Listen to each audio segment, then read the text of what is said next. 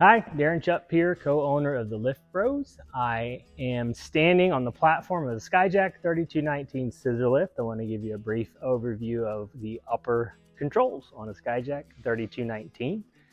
We have an e-stop switch. With the switch pushed in, power is disconnected from this box. It will not work. I must have my e-stop switch pulled out. I have a little red light that is illuminated. This tells me that I have power to my upper control box. This is a great troubleshooting tool here too. If your lift is not functioning, one of the quick, easy things to look for is, do I have a red light on? If your light is on, then you've got another problem. If you don't, then there's a problem somewhere in the electrical circuitry of the machine. I have a battery indicator here, tells me the charge of the batteries. I have a horn. I have a selector switch here, which I can select between drive or lift. If I want to drive the machine, I switch it to the drive mode. If I want to raise the machine, I switch it over to the lift feature of the machine. There's also a center position where you can leave it and it won't do anything in the center position.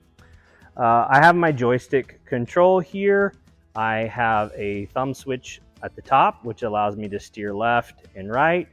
I have an enable switch on the front. I have to squeeze the joystick with my hand, and I can then push the buttons to steer.